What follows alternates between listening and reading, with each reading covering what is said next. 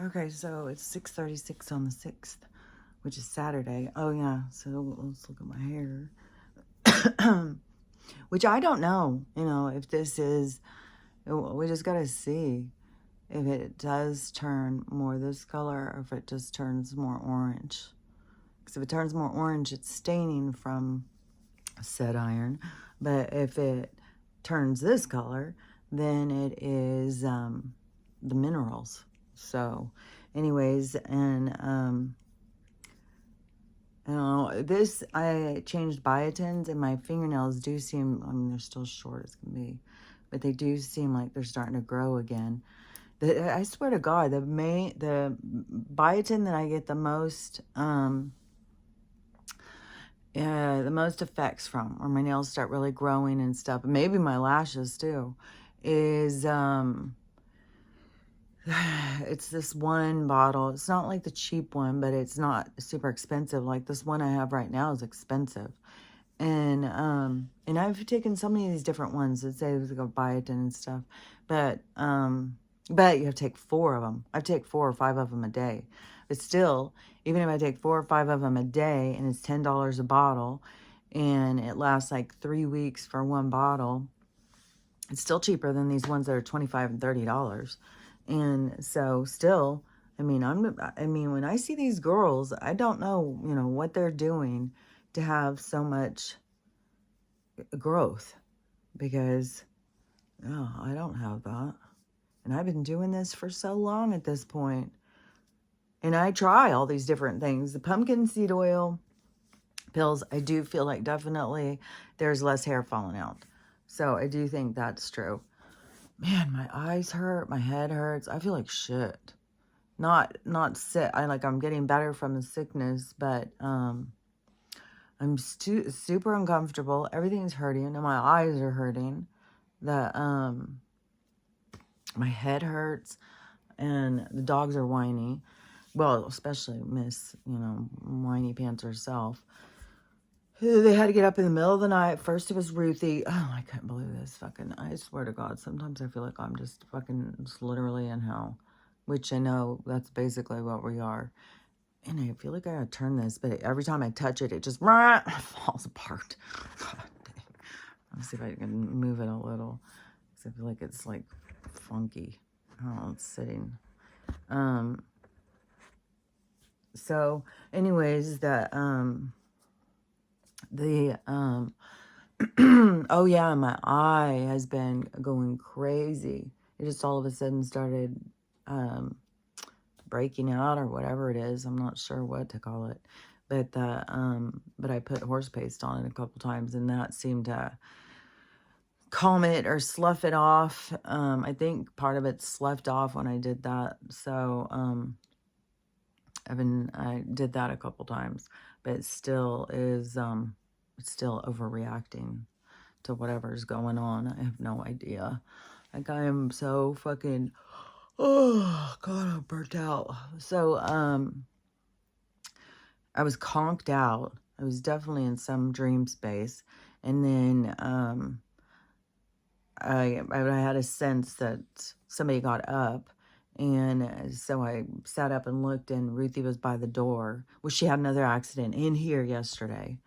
And I'm going to have to take this whole rug up and check. She said, had 3 accidents on this rug, and I don't want her to mess up the floor underneath.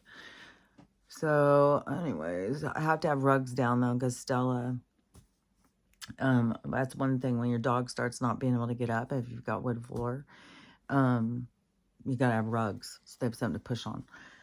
But anyways, so I let her out to go to the bathroom. She's out there forever. I'm just standing there like, oh my God, I'm so tired. And I look at my thing, and it's like 1:30 or 1:45 or something. 1:36 or 1:45, I don't remember. And so she comes back in finally, and I was just like, I went and put the blankets up over my part. She comes back in, goes and sits on my pillow. And so I go over there to move her off my pillow, and I can smell her. She smells like she's just been out there walking through shit. That's one thing too, is she does, just like yesterday, Max jumped up and went over and started puking. She was fucking bullet over there eating it. Stella would not ever get up and go eat someone's puke. And Archie did the first couple times that Max puked, but I've not seen, well, he hasn't been doing that either. Now he just goes, no. But Stella's never done gross stuff like that. And Ruthie just does gross stuff. She goes and walks through poop out there. She just doesn't pay any attention or something. I don't know. I clean it up every day, but, you know, when you got 4 dogs, there's a pile out there somewhere. And sometimes I have to clean it up 2 times a day. They go to the bathroom a lot, especially her. And she's getting so chunky. She's turning into quite the chubster. And my daughter's like, quit feeding her so much. I try. It's all she wants to do. Like, she's not a puppy that you could just leave food down and she would just go and eat a little. No, she will eat every single bit, and then she'll go try and take other people's. It's like she is like insatiable. It's like you think like she'd been starved or something. It's mental, and I know she wasn't. And it's just her personality or something. And she's just like the puke, just zoom, boom, and she's eating that puke as fast as she can. And it's like, ugh. But then so she goes out, she comes in, she gets on my pillow. I go over there, move her off. I'm like, oh my God, you stink. And so I start looking at her paws. Then I see she's got poop on the blanket. And then I go get something, wipe her butt and her. I didn't see anything on her paws because obviously she already wiped. I was just like, oh my God, I'm fucking in hell. I'm having to try and clean it off the blankets and go back to bed. And then, and she's just kind of stinky. Stella's got a stink problem. Like, right now, I feel like I should have lit some incense. I swear, it just smells like butts and vaginas in here. It's just like, oh my God. And then, so an hour later, so I'm laying there trying to go back to sleep. But now, you know, I've been up. I've had to go over there. I've had to clean it. I've been doing all this shit. So I'm laying there trying to go back to sleep. An hour later, because then Stella decides, well, I need to go out now. Go let her out. Then check my thing to see, it's been an hour I've been laying there. And go let her out and then go back. And I'm laying there trying to go back to sleep. And finally go back to sleep. And then it's like, oh, I want to get up now. It's like, are you fucking with me right now? It's like, oh my God. Sometimes I feel like so abused by them.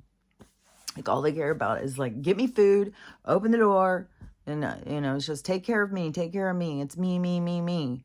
It's like, who's taking care of me? And then I know, like, that they would, you know, protect me.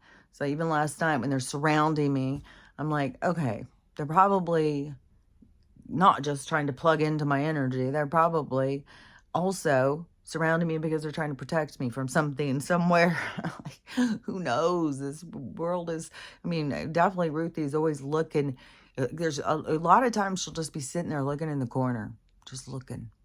I'm like, what the fuck are you looking at? It's creepy.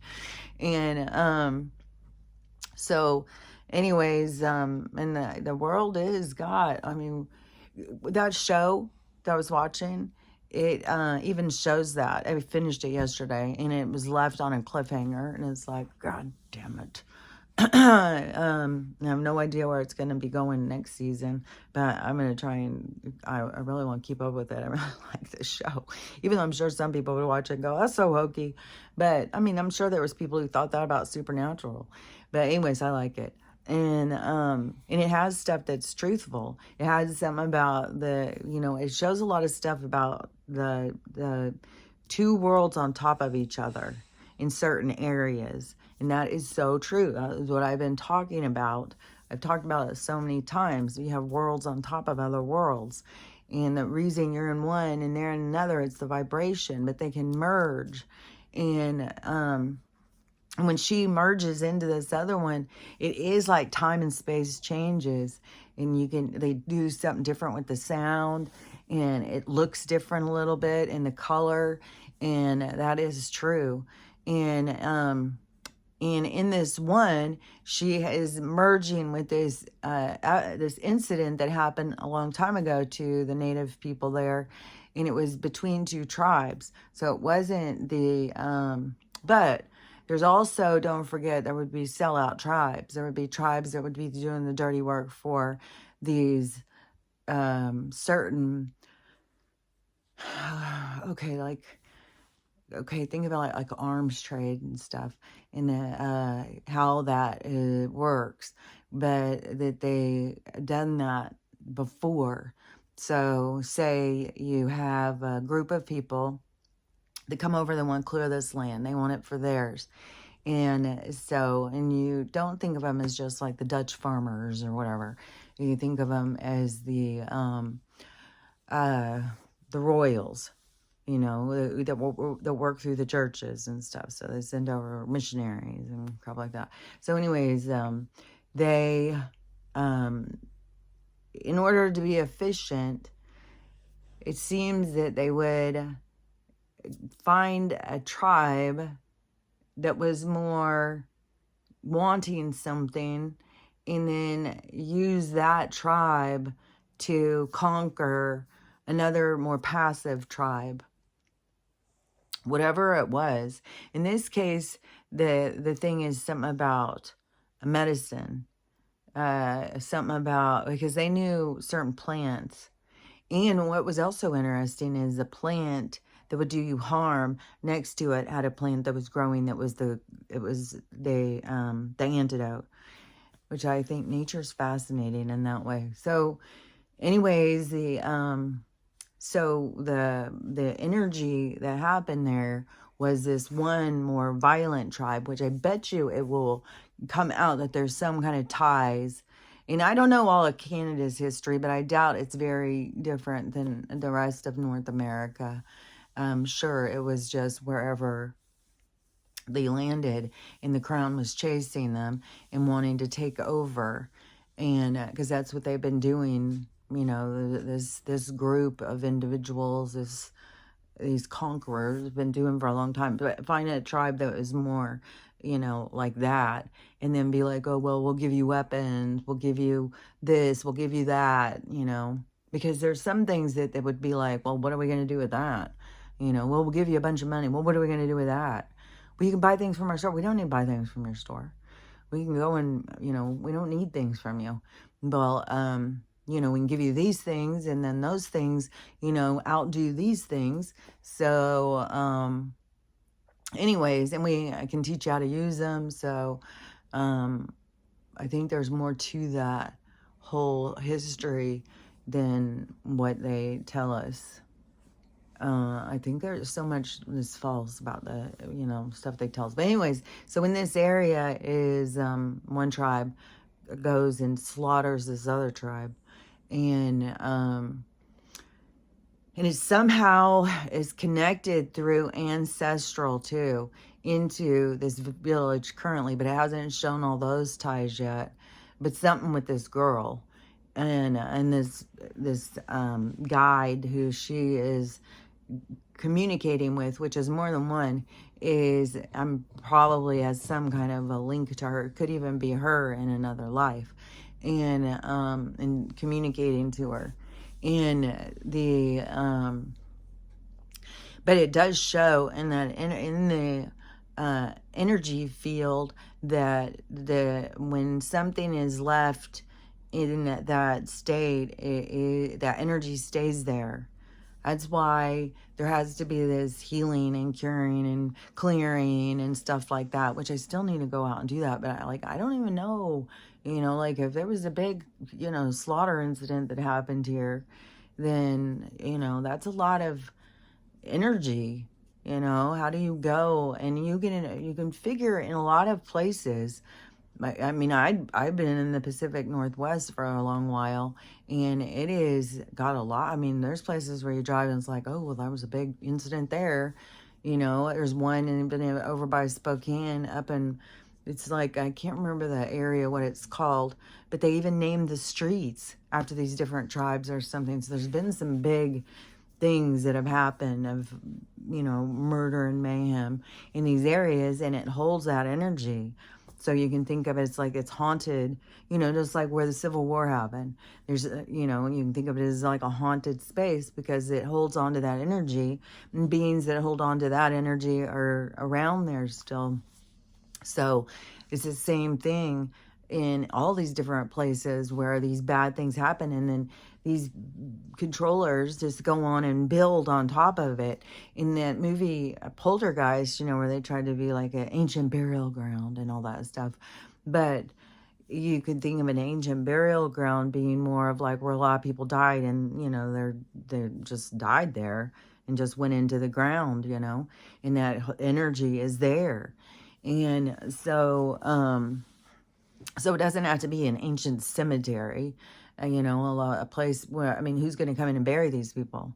They just lay there and rot into the ground, and animals come up and eat them and stuff. So it's not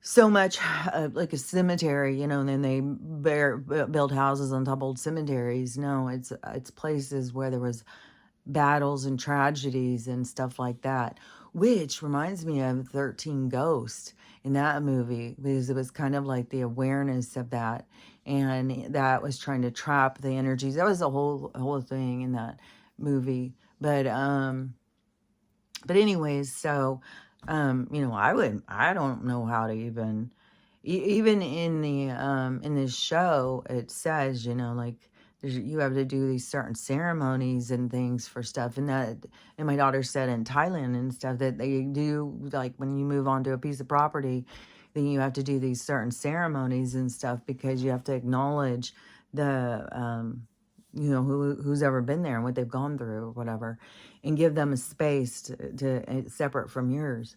And so I don't know, I find it, kind of interesting. There's this, part of the nature here, what is beautiful, but then there's this weird kind of energy in these thorns to me. There's more to nature than just like, oh, well, that's just a place that grows thorns, but there's a reason. There's a reason. And my brother's property is cleared, but all around us is this thick, I mean, there's tumbleweeds as tall as me. And so the reason why I would say probably is because you can just kind of feel the energy, and there's kind of just weird stuff, but to know that it's next to a river, and the tribes and stuff stayed close to rivers, because there wasn't like water districts back then. You had to go find your source of water that you needed, and then tribes would set up their communities around water, and then you had people at certain points come in to conquer and take land. And it's been a battle for land and over our freedom, for this place, this planetary system, this reality central, this this studio, whatever, however you want to look at it. It has been a repetitive kind of scenario that continues to play out. And I think that's why the earth is going to come in and shake things up, because it's to show us, the humans who have fought, and some people still carry it in their heart, because don't forget, the people who we are around have been the players in all these different scenarios. Like, that could be why I'm back here. Could have been I was a part of whatever happened here. You just don't know all of the things. Just like in that movie or that show I'm watching.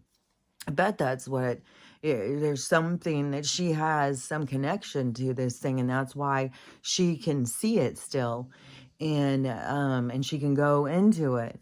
And so but the people, the humans that we are around currently, all played roles in all of these different historic events that we think of as our history, but they are really just times in space for different things to play out. But we continue to play out these same things, but it's kind of just because of the energy that we're in.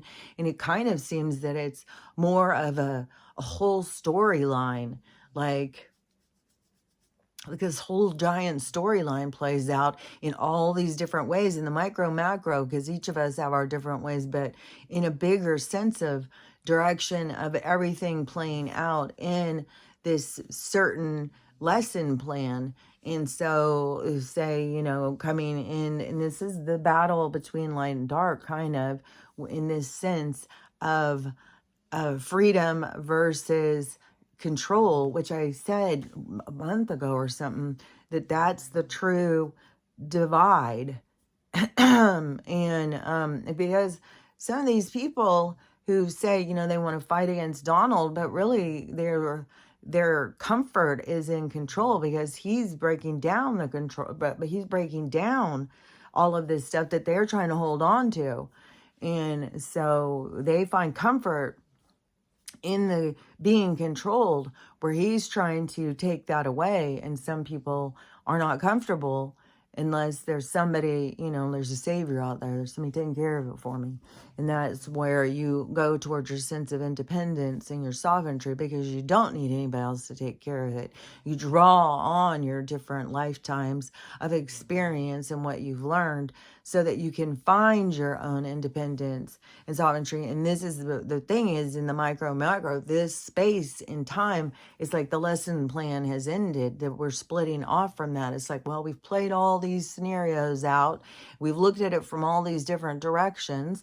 And there's this group that wants to split free from control and split out into freedom. And that's going to start a new vein of experience. And because it would be a new vein of experience, not considered to be like the Pleiades or whatever, where they may go and have the same sense of freedom, but we carry lessons. So we go through things and we carry all of this information. We carry this information in our coding, so it's a whole new vein of operation in experience, because we have carried through this lesson plan of all these different opportunities to learn. And we take that information and we say, okay, we're done learning these lessons, we're ready for this. At the same time, the universe says that this is over with, and now we're splitting it into start new. And that's the time and space that we're at currently, is this starting new, the splitting into directions of learning. And but there has been all of these opportunities, but it's all like, it's kind of like, say you go to the university and you're like, well, I want to be a psychologist. And then go, okay, well, these are all your classes. You got to take all these classes and you got to learn all these things from all these different teachers, all these different perspectives, and these different ways of looking at all these things, and different different experts along the way. You know, like you're going to go learn about Freud and learn about, you know, all these different ones and what they thought and how they looked at it. And so you go to all these different classes for years, and each class is its own opportunity of learning information. That's kind of what each lifetime, but not just your lifetime, but the lifetime opportunities of existence have been. So it's not a linear history. It is points in time, or classes of learning in a space-time of an experience, of like a lesson plan of a learning.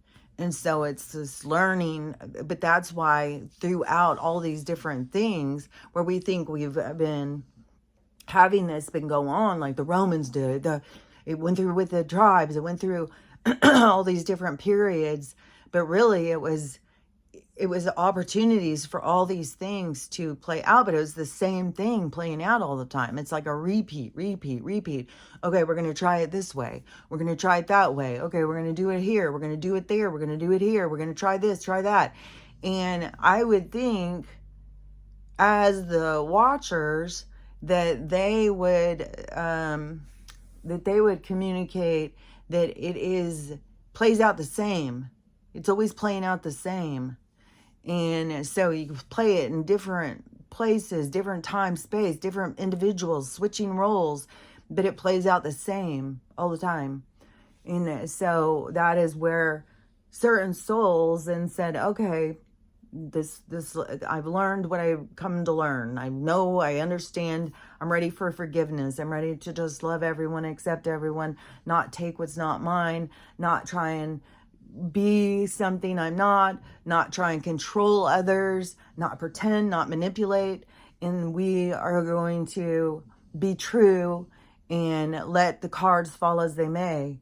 And that is the beginning of a new world, a new existence. So I think that is more of how it is playing out. But yeah, all these different lifetimes are not, but you have connections to the different lifetimes through the players, because you've played roles. You are an ancestor in different times and space, so we are connected on a bigger realm, a bigger site than that it has to do with like this linear time space of, my ancestors way back then did this and did that. And then there's so much false history too, that because it's kind of trippy. My brother did our ancestry and stuff, and he was like way back in the like 700s or something. He was like going back further. My sister and my youngest sister, which we had different dads, but so they both did it too. They didn't go back as far as my brother. But there was some, history that he looked up on some of the people, and I looked up about the information on them, and that's where I was like, oh my God, these people were bad. Like really, really bad. Like one of them, he said we were connected to was a guy in, I've said this before, it was just a guy in, I think it was in Ireland. Might have been, no, I think it was Ireland. And it was during this time period of the battle between the Catholics and the Protestants. And then the practicing, which I think it was the Protestants. If you didn't practice the religion they told you and you were trying to do something different than what they were told you, you were put to death. And this person was in our history of our lineage, supposedly. He was a leader in that, like he was a priest or something, and he put to death more people than anybody. Like he was practically the genocide of a certain group. And he, and then like when he went back to England or something to die, the people went and they unburied him and took it was two different ones that we had that they said that they took their heads on him and put him on a post. I think he was one of them, because one of them was also quartered, but one of them was involved with like a duke or something and was the tax collector, because those ones, the farmers and stuff, like they're out there doing all the work trying to just make their way, and then you come in and say, hey, we own your land and you can't, you work for us. I've seen that in old movies too. There was an old Vincent Price movie that I had seen I've seen it a couple times, but he's one of those people who goes and tells the farmer, I own all your property. You have to pay me in order to live there and work there. And this has been the battle for land. But see, that is also kind of where the earth is done with all these games, and the earth is going to rear its ugly head. It's like a whale jumping out of the ocean. It's going to set in motion, its own power. That's what we're going to witness, or like go up against the real power of the real power behind life. And so it's and for people to sit there and think like you own the earth and stuff is such a facade. And that is, some of the most highly sought after properties and the most wealth, the most money is in the the border of water. It's on the land is in where the water is, that is right here. I'm right on the river, and even by where my mom was, the people on the lake, it was $6 million for their house and stuff. And but here, there's no house here. I'm sure it would probably be high value because there's all I'm around all these wineries and these expensive looking houses and ranches and all sorts of stuff. But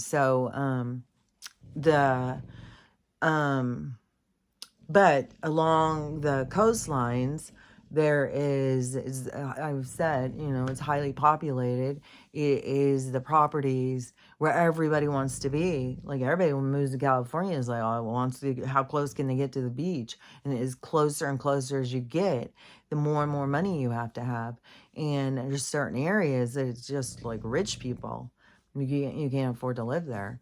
And, but that's also a part of the lesson in the rich people, because kind of like, how can you be rich when there's poor?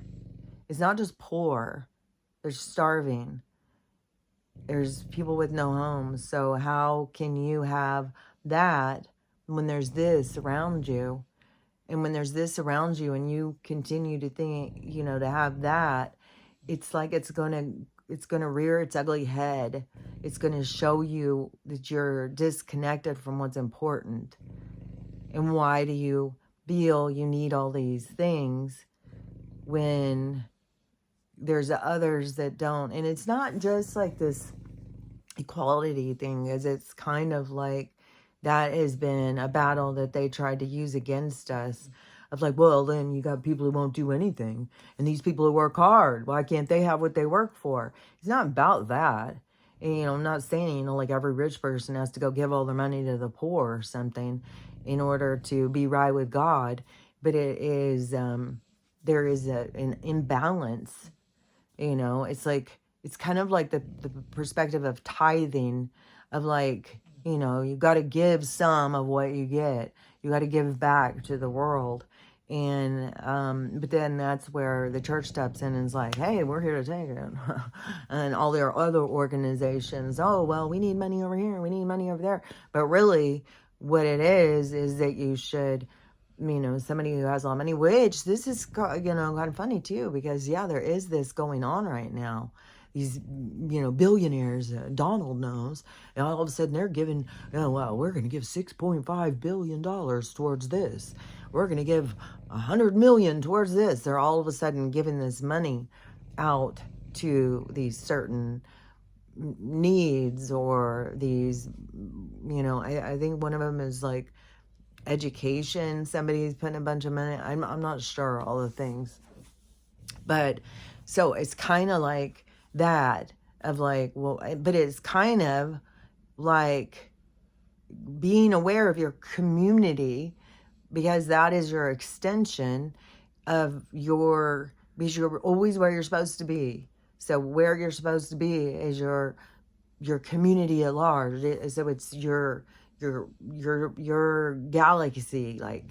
And so then to be aware of what's the needs are, to not be disconnected from your space, and to be participating, be a participant in what it is your space requires to exist. And so when there's a bunch of people who have nothing, it is kind of like, well, what can I do to step in and help?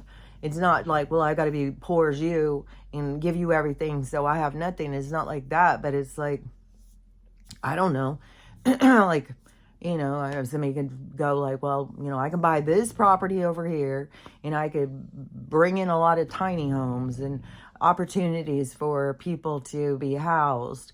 and you can't solve the world's problems. You can't be sucked in, but it is like a percentage way of finding balance, of giving back into the community to bring it up by putting that energy out that comes back to you, instead of holding it all on like, oh, somebody's gonna take it, somebody's gonna take it, like Scrooge.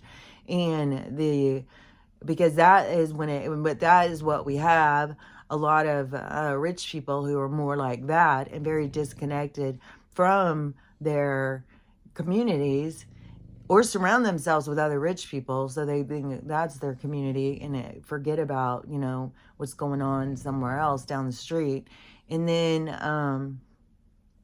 the but it's like them prioritize, like what in the Sumerian, what is it, I think it's one of the translators of the Sumerian, they wrote a book or something. I'm not sure, because there's several ones now, and some are just not good translators apparently. But there was something about that when the split occurs, that because it always in favor of the Age of Aquarius split, the going towards freedom and abundance, and like the other ones are failing because they don't. But it really is because they're going into more lessons to learn why they don't. And but ones that would be bound into those lessons are ones that like prioritize like Gucci over, feeding the hungry. It's like, well, that's their problem. Look at my new leash, it's Gucci. So like where they've got to, which even that's a facade of these brands. Why is this worth so much more than that? It's made out of the same shit because this guy's name is on it, when that's all a whole part of the consumerism of this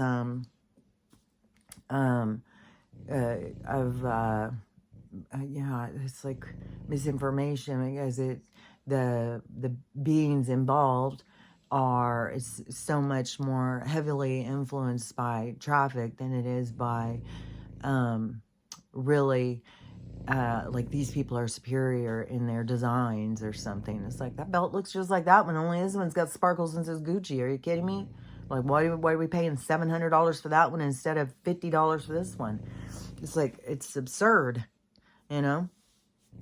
So the people who are like that girl who I had seen that video where she's showing her old man boyfriend or husband or whatever the fuck he is, fiance, whatever the hell. Oh yeah, I think it's a fiance, because then she has to show her spectacular ring. It's 8 carats. I'm so well off.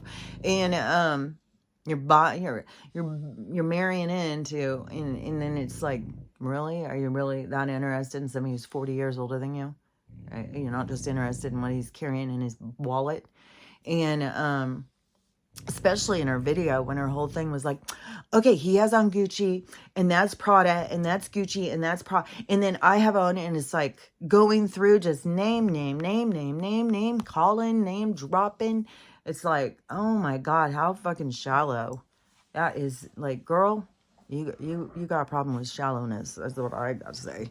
So yeah, I would be like, that, but that isn't like, if I fail, it's a big F in this game of life. No, it's like, well, you haven't learned, what it is that in order to go into a world where everybody is caring for one another, you haven't learned those lessons yet. So you got to go learn some more lessons. You got to go back into the classroom and learn why it is, that you should prioritize, the starving person in the street over your Prada bag. And and everybody is, in a sense, is slightly guilty of that. It's just that it gets so much more out of balance when you move up to higher bank accounts. And then it's like, well, they do have more room to help, but really there is like a strong sense of just, this tithing sense, which I don't know, 10% means like, you gotta, this is between you and your higher self of where it is, where it's like, okay, I'm helping. But because you got to find your own balance. You can't just give. You've got to also take care of yourself. And it also, you deserve the things that you like. I mean, hopefully it's not like, well, I'd like to have a leather belt, but it's got to be Gucci. You know, it's like everybody will see if it's Gucci, then they'll think I'm cool. But, you know, to just be like, well, you know, like have a nice leather belt, you know, and then it gets into this like, well, I've got to go kill some animals and get my leather belt. It's like, everything is so like, ooh, it's a little this, a little, oh, where am I? And so, anyways, but that is more of what, you know, I would give it there's got to be some sense of giving back somewhere in order to be a productive part of a civilization or something, a community. And that's what, in the sense of Age of Aquarius, that's what we are building, is community, unity, community. Like, well, if, like, this was something I've seen in old movies too, like during the, what was that called? When everybody was like, there was no food, like, when, how these things happen? There was no jobs, no money. Something to do with the farms and the weather. And so there was no crops or something for a couple years or something. So it made some issue with food. And that's crazy how one thing can set a whole bunch of things in motion, but I don't even know. But what was that called? It was called something with a D, not dependent, not deliverance, not dependence, yeah, I'm sure there's people who are yelling at me right now saying it.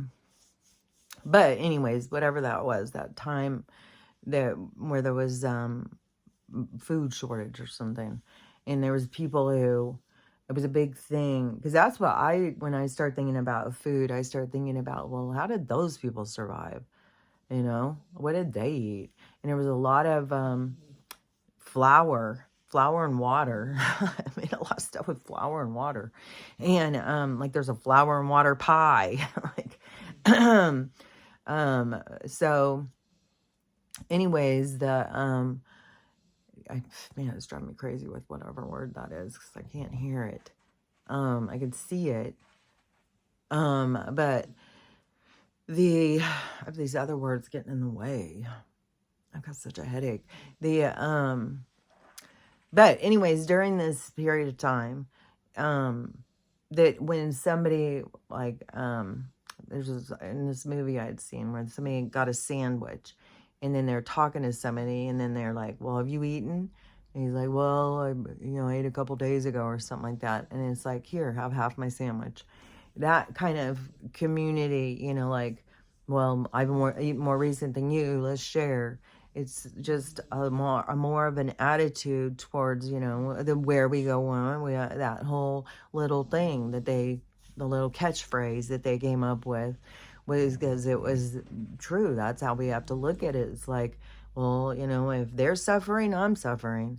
And what can I do? What can I play as my part to bring us forward away from this suffering? And it can be something simple as like, I'll share my sandwich with you.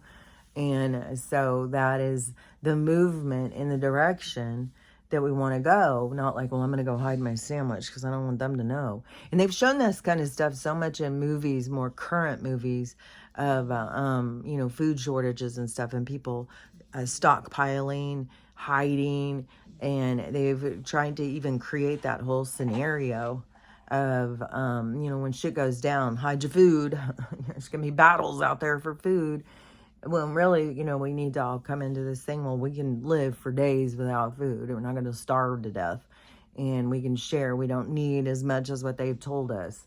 And but there's been plenty of people learning that, and that energy has been set out into the ripple of mankind. And some people pick up on it and some people don't. But it's going to be pushed more, because probably there's going to be some things that are going to happen that people are going to, you know, see like, yeah, man, we didn't eat for a week. and look at us, we're fine. It's like people are going to start having deeper understandings of things, I think. And, which will set a whole nother thing in motion. You know, well, do we really need to, I mean, what is going to be a whole reevaluation of things. And so, so the food depression, that's what it was called, the depression. It's such a common word nowadays. So but so when we are more willing to share, not hide what we have, you know, be like, which that has been coming out so much too. Even when the EBTs and stuff went down, there was people who were starting food banks out in their front yard. They were like, you know, hey everybody, let's get our food together we don't need, and let's give it to people who do need it, and setting out, you know, take what you need, food, things outside. And because that is a sign of humanity going in a certain direction of caring for one another and not hoarding, and, you know, being there for each other, because what goes out comes back to you. And that's what we need to get way more into the groove of realizing, like, whatever we put out comes back to us. And so, but we do have these, you know, the hoarders and the hoarders and the I don't know, kind of the bitter, angry, controlling, because there is quite a sense of people who needing to be in control, the ones that stay very divided on the red and blue. It's like, well, why can't you just let people be who they want to be? Why do you care so much? You know, I mean, who did you vote for? It's like, well, what does it matter to you so much for? You got control issues? It's like, who fucking cares? It's my opinion. And so, and so much blaming and stuff. But those are, you know, lessons that have to still be learned. So it's those things that you can let go of. And then it's like, well, I already get that. I don't need to divide on that. I don't need to control others. I don't need to, you know, be worried about all of these things.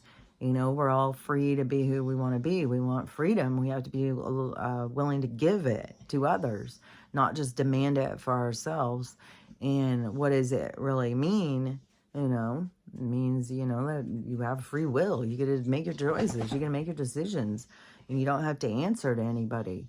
And so, so anyways, but that is the divide. But it is like, from all of these things are completed, the completed lessons that now are splitting into two different directions.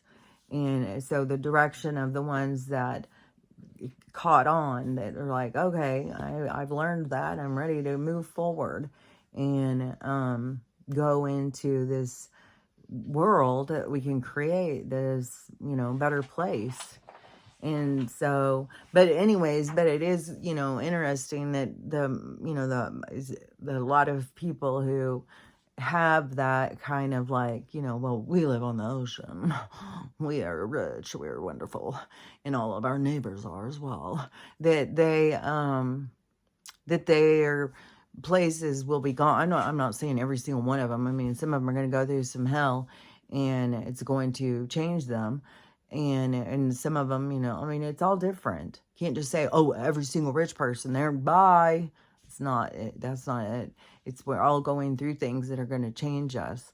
But that there is, you know, these high value properties where the earth is like, hey, you don't get to put a price tag on me, bitch. So just wipe that off. And so that is, you know, the lands that are going to be going, seems, you know, is going to be underwater, which this can be too, which I find interesting, is for so long, because even when I was back in the cap, because this has been hanging over us, to me, for a long time, ever since I saw, you know, they were put out a different map for the future and how that map was cut. And then it doesn't just, I mean, why would, if it's just coming from Edgar Casey, why would then the naval go and say, well, the Navy, the projection from the Navy, why would they say, oh, well, this is what the map's going to look like? You can overlay them. They're so similar. And so, and you would think the naval military, masterminds would be watching what the waters doing, what, would be projecting like, yeah, we think this is going to happen, that's going to happen, which I saw another podcast talking about whatever's going on with the ice wall melting. And that would definitely bring up some freaking water. Definitely make some changes in the current, and there's no telling, because this is an ancient, like ancient walls, no telling what all is going to come out. So anyways, the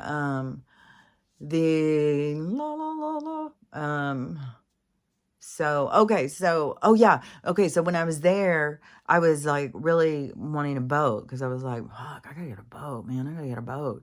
And so it would, it was on my mind all the time. And I would drive around my neighborhood and be like, okay, they got a boat there. They got a boat there. So shit goes down, I'm heading over there. I'm get in that boat. And there's a guy supposedly in Ghana or something, and he's building these giant arcs because he said God told him that he needed to build these because there's about to be another great flood. And he's building these ones supposedly hold 6 million people, which I mean, that's a lot of people. And he's welcoming anybody. The only way in, though, is if you give your life over to the Holy Spirit. And so I don't even know if that's true, if that's an AI storyline, or what's going on about that kid, which I guess there's a bunch of kids or a bunch of people all saying that there's about to be this big flood and this big tsunamis and stuff, which I saw one, which is a kid that had an NDE, and in the NDE, he showed him what was going to happen, and he said it starts the 20th, so we're heading in. We're pulling up quick. So the 20th to the 24th. And then I saw another thing saying that it's those dates, the gods are going to show us, who's boss out here. The world's about to flip upside down. So, what better time than the biggest consumer event of the fucking year, and to say, hey, what really matters here? And so, whatever, these events start happening. And I don't know for sure. This is just like this guy's NDE, these other kids, all these people keep saying this big thing, this big water event is about to go down. And that, and it's going to start this month on the 20th. And, so I don't know, but it kind of goes in alignment to making sense. But there's been other times where things have like, well, it would make sense, but we got to see, because everything is like, you don't really see how things go together until you look backwards. You can look forwards and try and put the pieces together and try and figure it out. But really, the only time you really get to see how it all fit together is when you look backwards. So we don't know. Looking forward, it's like, okay, well, this could be, and got to be prepared and stuff. But anyways, so I had a boat on my mind, and I had gotten the dog's life jackets, which I don't think the one I got for Ruthie will fit her, but I maybe could scatter them and put that one on Archie and just move them all up. That's what I got to kind of look them over and see, which I did come up with well, it's not me, I didn't come up with it, I was shown a way to do his nails.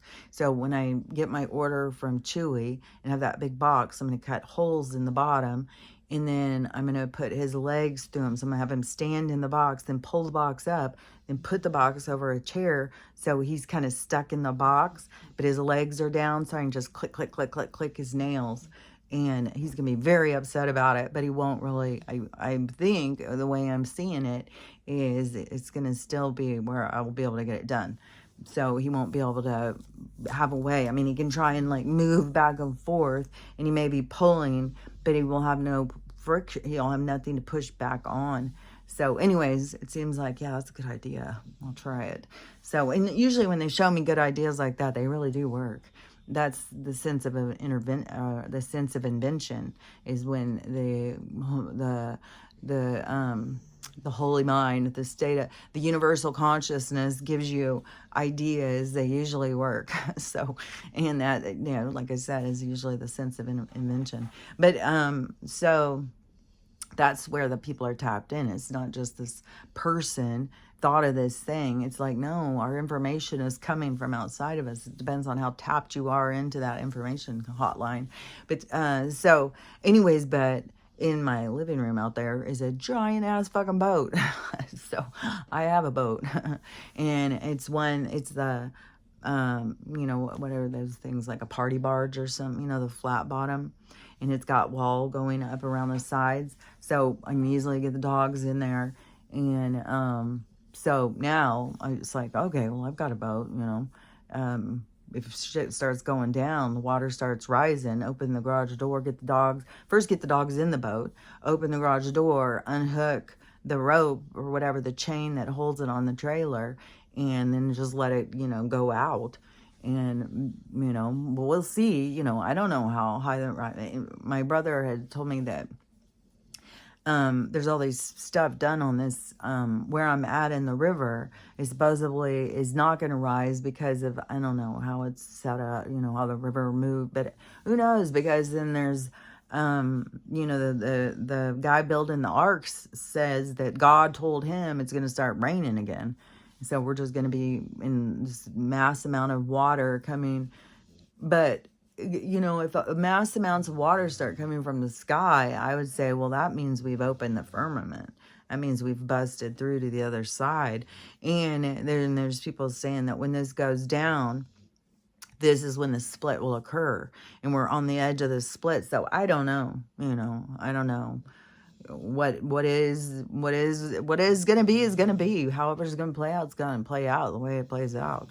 So we just gotta see, what's to come, but we do need to be prepared. And I think I'm the worst at freaking whatever it was I said I was gonna do yesterday. Not eating. What's it called? I swear to God, it's always like right in the... I know, honey. I know. Why don't you just move around? Yeah, I know. You're not happy. And, okay. Oh, yeah. I've got such a headache. This day's going to be rough. I just want to sleep it off. Sleep this day away. So, and Ruthie is such a chunk. Gosh, she's a chunker.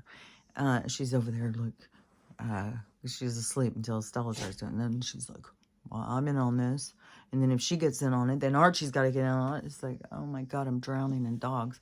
So, okay, the food situation. But I was thinking, okay, but I'm going to go down again on what it is I think I need to survive. And back when I was younger, there would always be this, what is it you could live off of forever? What is the one food, if you could only have one food, what would it be that you could live off of? And I was always chips and salsa. And so, that's what I think I'm going to do, is just kind of stay on the chips and salsa over for the next little bit. I'm not going to get so much into, I got to still cook for them all the time. And I'm trying to get stocked up on the kibble to make sure, if there's no way to cook for them, that they have something to eat. Okay, God. And I keep trying to think of what it's called. You're not eating. Some people don't just drink water. Some people, but it supposedly does a whole healing thing to your body. But I'm horrible at it. I get hungry. And right now I have this food still too. I did pretty good last month over getting food that would last and have things that I could make. So, but when I go to the store, I think I'm just going to get more stuff with just chips and salsa, and then just kind of live off of that. I've still got my peanut butter and crackers, which I'm going to get more crackers. And So I have my peanut butter and my crackers, and I'll have chips and salsa. I gotta get more kombucha, which now I'm just like, I swear all these corporations with their fucking food, but I don't really want to be making my kombucha out there because the bugs and stuff. So I need to have a kitchen again. um, but anyways, whatever. So on the, I'm not just gonna, try and just never eat again. I'm just gonna go down a little bit because I've steadily been going down. I've done this before too. I did go through a period of time where it was like, I'm just gonna eat chips and salsa. But then I start, well, it would be good. Or I swear to God, even at my mom's, I swear to God, there was kind of a thing of like, well, why don't we have ice cream sundaes? It's like, okay. So, anyways, but I'm going to do the chips and salsa thing again, I think, and just not go and buy a whole bunch of different things. Like, I'll go buy stuff for them and get more situated. So if shit does go down, then I've got some stuff for us to eat. And I do get paid the 17th, so 3 days before. Tomorrow, supposedly, but I haven't heard anything more, so doubt that we're going to get this money to put into our accounts, even though it would be nice. But still, the 9th, then I'm going to send all money to my kids and my grandkids and stuff for Christmas. But then that will, that's kind of giving back to everybody. And then go get some of this food, just to kind of, make it like, I don't know, like if you like granola bars, you get just something to sustain yourself through whatever goes down, because who knows how it's going to go and how long it's going to go, and if we're going to have a power, who knows.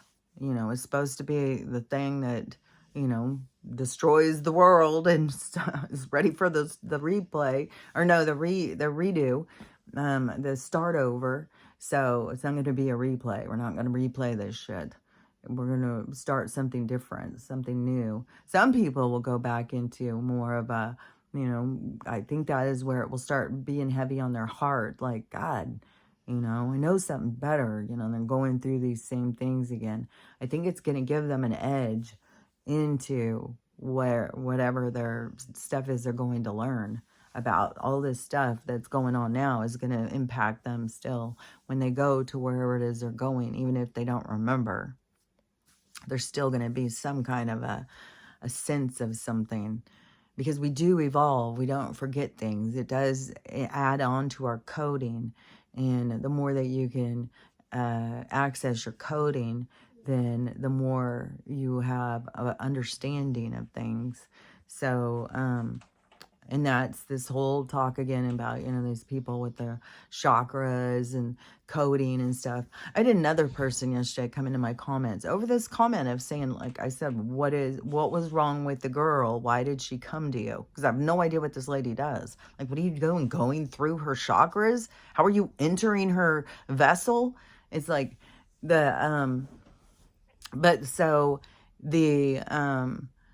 this person said, well, some things you just don't understand, and some things are just, I don't know.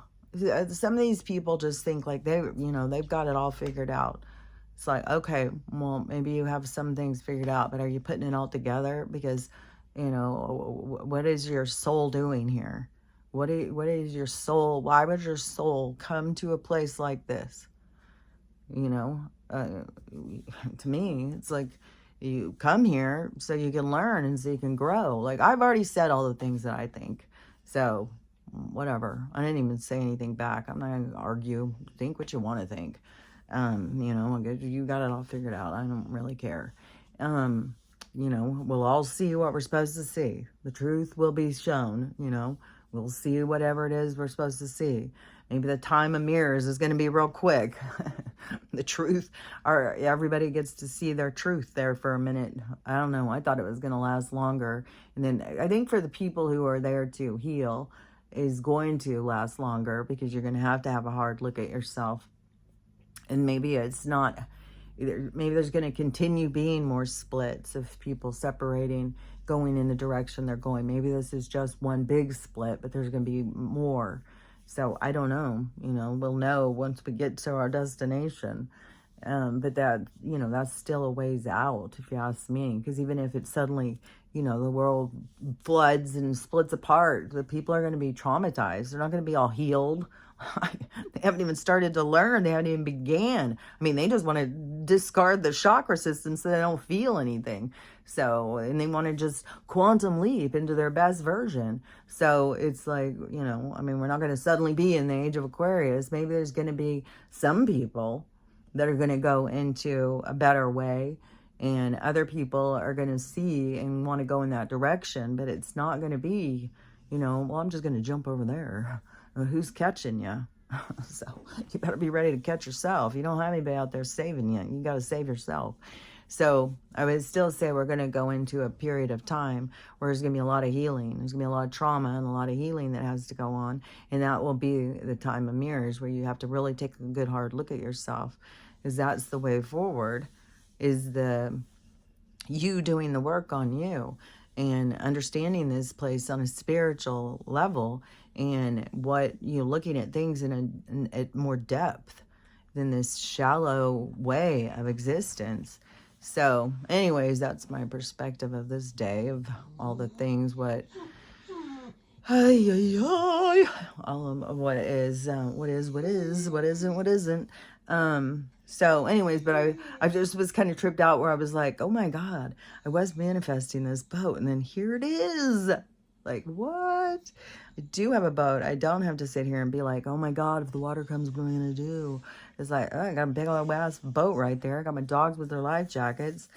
I'm sure the keys to the boat are out there, but that kind of boat would just float anyways. And, all we got to do is, I guess, wait until the water recedes. Who knows? It's the 40 days and 40 nights. Well, I can take on the crackers and the kibble right onto the boat. We'll just sit on the boat for, like, who knows? Who knows? But you just got to be prepared for whatever's to come. Whatever's to be is going to be.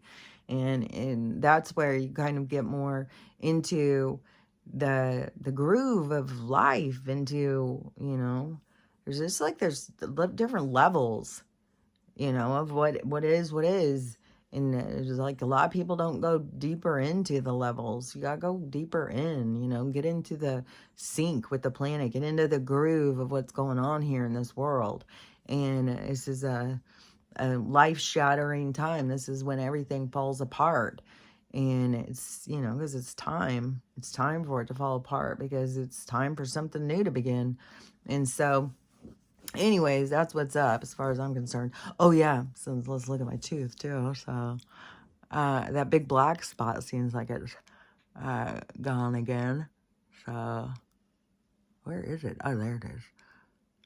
So it still feels like it's, this still has got a lot of space to fill in right in here. So I'd imagine it looks a lot darker. So anyways, still doing whatever it's doing. Slowly it grows. Slowly things change.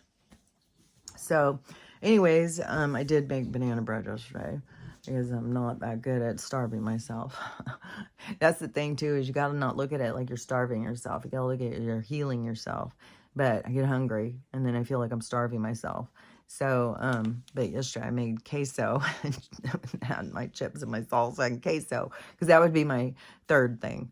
The chips, but I also, the peanut butter and crackers. So anyways, I feel like I'll be fine. I always want to add in more water and stuff. But maybe the water that rises, maybe we can drink it. I don't know. Okay, drama queen. And so anyways, my head is pounding. And did I say everything I was going to say? I guess I did. I don't know. But anyways, I still say, where you want to focus your energy is on you. And, not trying to quantum leap. And I see these people, I've been manifesting, I've been picturing it and picturing it. You got to fucking take action, dude. You got to take action, and the obstacles that come up, those are your lessons. You can't just sit here, oh, I'm going to just picture myself there until I get there. Well, you know, a part of getting there is picturing yourself there, believing that where you're meant to be is where you're meant to be, and believing it, because it can be far-fetched for a lot of people, but it isn't. You can't just picture yourself and then be there. You have to do the work. You have to take action to get where you want to be. And these people who just like, well, I'm just going to picture myself till I get there. I'm just going to quantum leap and get there. I'm just going to break down the chakra system and not feel a thing so I can get there. It's like, okay, you do you. See you in the next one. So, anyways, but, you know, the basic way is to learn how to love yourself. And you got to, in order to love yourself, if you want to be, you know, not living in isolation, just loving yourself in an egomania kind of way, then you need to learn how to love everybody else. Because that is where you build your community. And if you want to come together and be in an age of Aquarius, an age of love and community and unity, then you need to learn how to love everybody else. You got to let go of shit. And then you got to figure out how to start focusing on what it is that you want to focus on. Not just like what that is that they're trying to get you to focus on, but what is it that you want to focus on? You know, draw your attention into where it is that makes you happier.